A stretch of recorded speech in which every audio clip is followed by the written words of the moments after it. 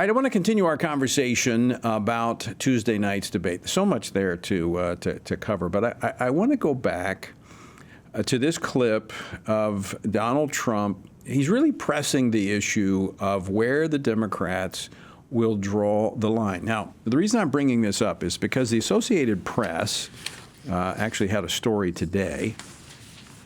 And this is the headline. Trump won't say whether he'd veto a national ban even as abortion remains a top election issue.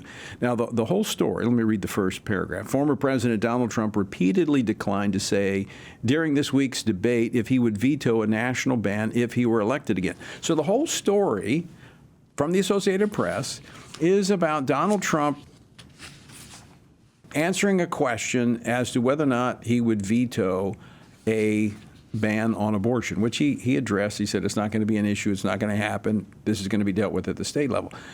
But not a peep about Kamala Harris when she was pressed about this. I want to play this clip 21. And the other thing, you should ask, will she allow abortion in the 8th month, 9th month, 7th month? Come on. Okay, would you do that? Why don't you ask her that question? Why don't you answer the question, would you because veto? Under Roe v. Wade, answer the question, would you veto? You could do abortions in the 7th month, the 8th month, the 9th That's month, not true. and probably after birth. No one that I've seen in the legacy media has said Kamala Harris wouldn't answer the question as to where she would draw the line on abortions. Because the reality is the Democrats don't want to draw the line. Their policy, their call for the reestablishment of Roe as the policy of the nation is abortion until birth, and in some cases after, taxpayer funding, and no pro-life laws, simply erasing most of the state pro-life laws. There clearly is a double standard in the way the media is dealing with these candidates. But what about the debate? Well, joining me now to talk about Tuesday night's presidential debate that was hosted by ABC, which has been widely criticized by Republicans as the moderators literally took turns attempting to refute statements by former President Trump while giving the blatantly false statements made by the vice president a complete pass. Joining me now is Brett O'Donnell, former debate coach at Liberty University, now president of O'Donnell and Associates. Since 2004, he has consulted on multiple national presidential campaigns, and in 2016 helped prepare 7 U.S. Senate candidates to preserve the Republican majority in the Senate. Brett, welcome back to Washington Watch. Good to be with you, Tony. All right. Give me your top-line analysis of Tuesday night's presidential debate.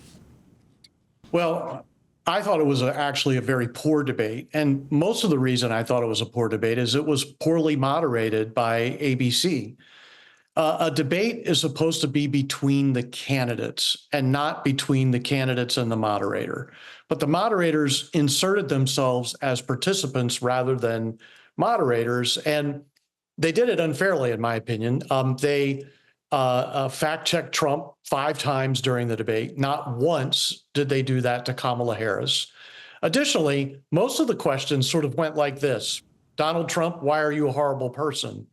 Kamala Harris, what do you think about Donald Trump being a horrible person? That was kind of the slant of the debate. And if you look at the question set that was asked, questions about January 6th, election interference, Trump's personal comments about Kamala, they were all meant to be biased against President Trump. So I thought the debate was very, very lopsided in the way it was handled, and I thought that created a bad debate. I know some folks are going after the president for his performance, but I thought Kamala Harris was really also not very good in that debate as well.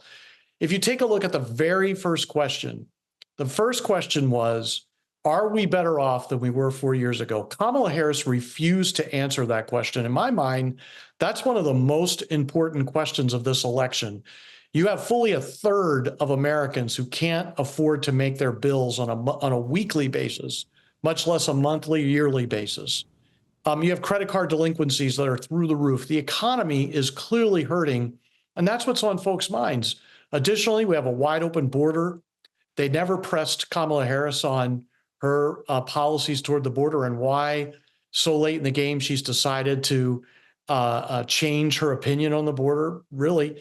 And so I thought the fact that she didn't answer the questions, at least Donald Trump took a stab at answering the questions.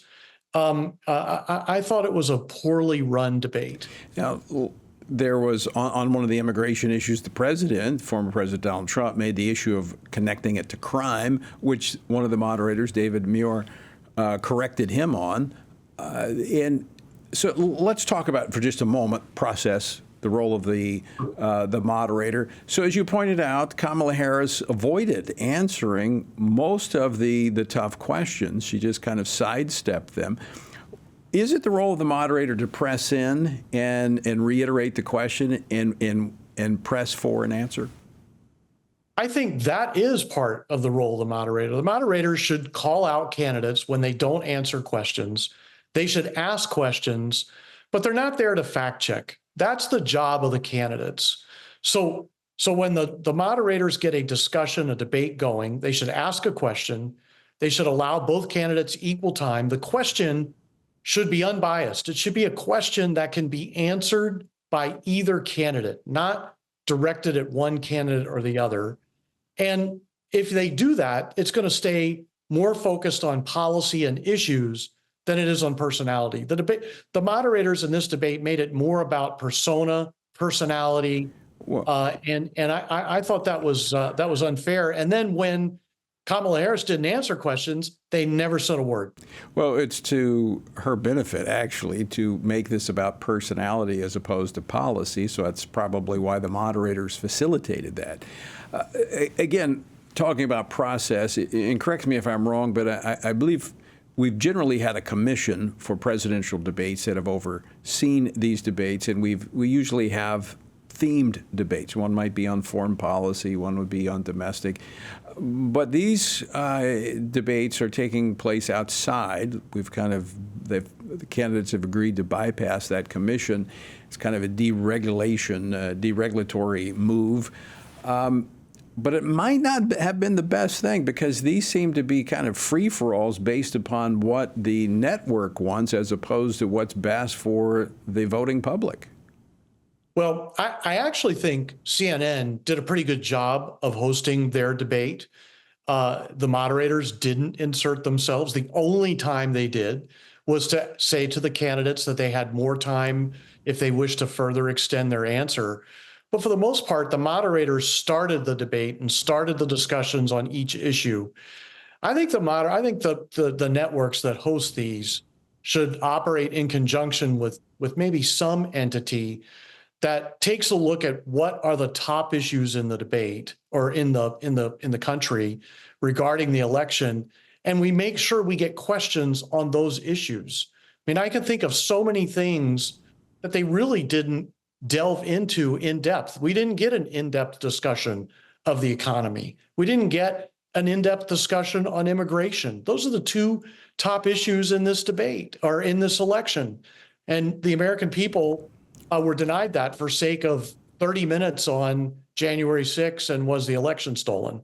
I really think that the networks need to take a close look and perhaps work together to come up with a set of questions that reflect what's on the minds of folks at home. I want to move from process to actually performance here when I talk about, and kind of do this objectively, looking at the two candidates. I know that's hard. I'm having a hard time with that. But to me, it looked like Kamala Harris had practiced and had really worked at a few answers, but also in stylistically and what she was trying to project and portray to the American public. And it felt like, my observation was she was trying to goad former President Trump into getting him off of the policies into the realm of personality. Her performance was exactly as a lot of us had predicted. She did regular debate prep. She was off the campaign trail for almost a week. She's been off the campaign trail, by the way, for more than half of the days she's been a candidate, preparing either for the CNN interview or for this debate. And so she was very well polished. She had all of her looks down. She had her gestures down. She had her lines canned and ready to go. And as lots of us said before the debate, she needed to make this about personality and persona. She can't run on her record and she can't run on policies because she's a liberal. She's an extreme liberal. And that's out of step with the country. So she has to make this about personality. And she did exactly as predicted, which is go after Donald Trump on a personal level to try to get him angry. And quite frankly, it worked. If you watch through the debate, I think President Trump got hotter and hotter and hotter as the debate went along. Now, he was pretty disciplined about not calling her names, not looking at her, not really engaging on some of the personal attacks, but he took her bait every single time she attacked him. The most obvious example was over the rallies. The question was on immigration. She avoided the question on immigration and talked about President Trump's rallies being boring. And instead of just dismissing that attack and going full force on her on immigration, you didn't answer the question on immigration. You want to talk about my rallies. You want to talk about me because you can't talk about a wide open southern border. Donald Trump took the bait, talked about the rallies, and then pivoted over to student loans. And so that's what created a lopsided performance in some of the issues. Yet still, there's a lot of undecided voters who watched that debate who were not moved positively by her performance. Why? Because she didn't offer a specific vision and policy for the major issues that are making their lives rough right now. I think that is underscored by the fact that she refused to answer the question about are you better off today than you were 4 years ago, because I think most Americans, I mean myself included, when you go into the grocery store and you start to buy some bacon and you gotta, you gotta go to the ATM and see what's in there so you can get some bacon. I mean, the cost of things have risen so high under the Biden-Harris administration. You mentioned some of these things and about what President Trump could have done differently. I want to go a little bit further on that because, as I mentioned at the top of this segment, you were a debate coach at Liberty University. In fact, a very winning debate coach. Liberty did quite well under your leadership there in debate. What two additional things could the president do to improve his debate performance? So I think first and foremost, he's got to push a message through the debates. If you looked at President Trump's closing statement, he had a great message. She talks about all the things that she would do, but she's had 3.5 years and hasn't done them. And in fact, the problems you're experiencing now are because of her. That's a great message to push through the debate. He's got to learn to push that consistently through the entirety of the debate, through every answer. The second thing is, every time she attacks him, he should think, how can I attack her back, rather than how do I need to answer this attack? Most of the attacks that she made against him, he could have just ignored and turned right back on offense against her and talked about how the policies that her and Joe Biden have implemented over the last 4 years are making life miserable for average Americans. And what she would do going forward would be more of the same or even worse. He's got to focus and be disciplined about staying on offense. We tell our clients all the time, there's a difference between defense and offense. Offense is being on your message and on attack against your opponent. That's how you win these debates. They're not really debates. They're messaging opportunities that are crafted. And then the final thing they can do is the second big thing in debates is they're about moments. He needed to think about what are one or two shining moments I can have in this debate that will show my competitive advantage, my rightness, so to speak, on policy over her, and script those out and practice them. Those are the things that he could do to really improve his performance. He had a great message. He delivered it at the end. He's got to push it all the way through the debate. You know, Brett, I was just thinking as you were talking about that, not taking the bait when she makes the attacks, I was thinking back to Ronald Reagan, how he would deal with those like, well, there you go again, and just let it like water on a duck's back, just kind of roll off and then move straight into your message and drive it and not allow that to ruffle your feathers. That's exactly right. You know, that's exactly right. Ronald Reagan learned the art of the pivot early on in debating. George W. Bush learned it. Even Mitt Romney and others have learned the art. Clinton was a master of it. So was Obama. You've got to learn how to pivot from what they want to talk about to what you want to talk about. Yeah, well, I appreciate you coming in, Coach, and educating us on what a good debate looks like. And hopefully others are listening as well. Good to see you, Brett. Good to see you, Tony. Thanks for having me.